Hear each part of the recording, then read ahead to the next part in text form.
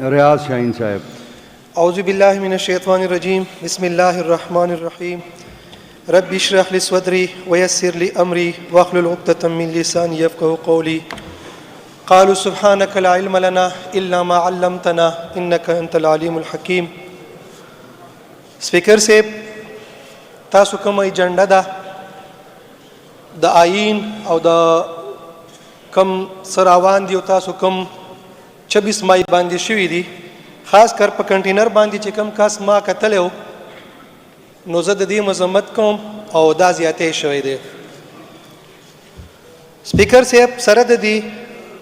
په کورمه کې چې کم حالات دي زه به دا ایوان لږ غینه خبر کم چې څه روان او څه شو. سپیکر صاحب، په 12 اکتوبر باندې په کورمه کې کنج الیزه یو علاقه دا په اپر کورم پراچینار کې التکی ولس کسان شهیدان شو، 11 زخمیان او په دې کې 3 زنانه او 2 ماشومان بچي چې د مور په غېږه کې یو ماشوم او یا حامله زنانه دا هم پکې قتل شو، شهیدان شو. 12 اکتوبر نه بعد په کورمه کې لارې بند وي، روډونه بند وو. په اپر کورم کې تری منګل، اوسګړی مقبل او بشارا دا د الفاظ ما ته خو نه راکې د اهل سنت اهل تشی، خو مجبور یم د خلکو د پوی د پاره د بز کوم. د اهل سنت کلی اغه ته لارې بند وي او امدسي اهل تشی چې په کم ځای کې په کورم کې دي دا غي د پاره لارې بند وي او دا لارې یو میاشت مسلسل بند وي. بیا په کنوې روان شوي،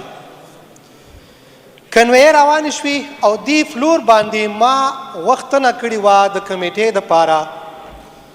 چې په کورمه کې کوم حالات روان دي، جګړې دي، شیعه او سنی جګړې کیږي. خو اوس یو ډیر خطرناک کار روان شو چې د اپس شي په کنوې کې په خلکو باندې اٹیک وشو. د اهل سنت قوم سره فرقې سره تړون کې خلکو باندې، نو دا یو ډیر سخت او ریاکشن به د دې راځي. خو افسوس کوم چې هغې نه بعد د هغې ریاکشن بار بار مونږ وینا کړې وه چې راځي به په 21 نومبر باندې د اهل تشیع کنوې چې د لوور کورم او چات ایریا په مندرو کې هغې باندې اټیک وشو. 43 کسان په هغې کې قتل شو او 80 کسان په هغې کې زخمیان شو او بیا ورسره همداسې ماشومان او همداسې زنانه او زنانه په هغې کې قتل شو. سپیکر صاحب، په 22 نومبر باندې د دې رد عمل چې کله دې کنوای باندې اټیک وشو، اول خو زه د دواړو برپور انداز سره د دې مزاحمت کوم که په اپر کورم کې شوې ده او که په د لوور کورم کې شوې ده. په 22 نومبر باندې د اپر کورم کې اشتعال کې راغلو. ظاهره خبره ده چې یو علاقې ته مړی لاړ شي او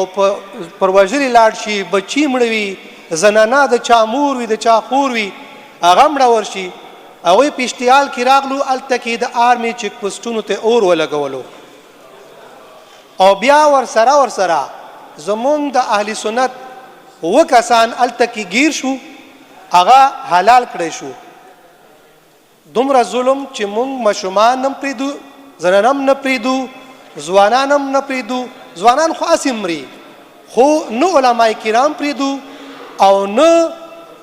بس. فکر صاحب، بیا په دې کې داسې چل وشو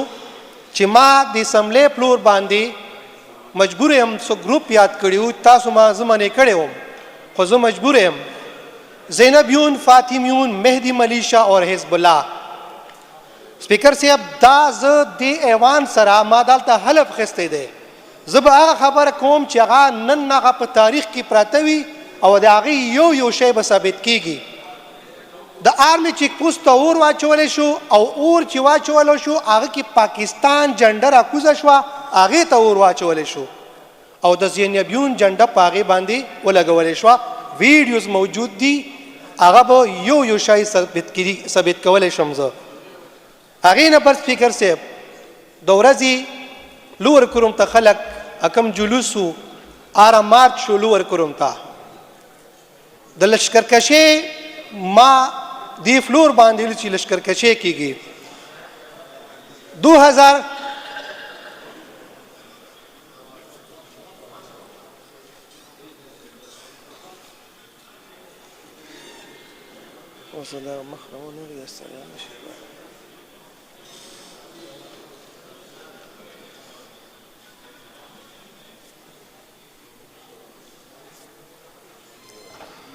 سپیکر صاحب 2007 نه واخلا 12 پورې چې کم واقع شوي وه هغې کې شیعه سني فسادات وو طالبانایزیشن وو ګروپس وو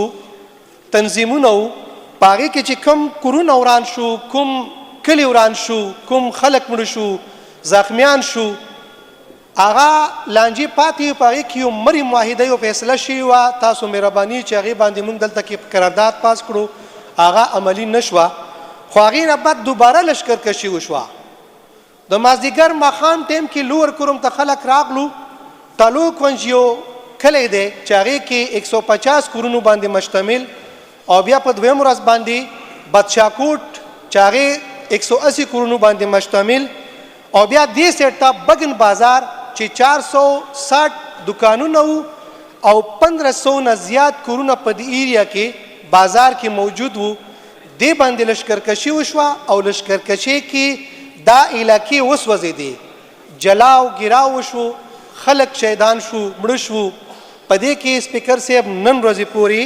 132 کسان مړه شو او 188 کسان په دې کې اوس پورې زخمیان دي 450 کورونه دکانونه په دې کې وسوځول شو او 1500 نه زیات کورونه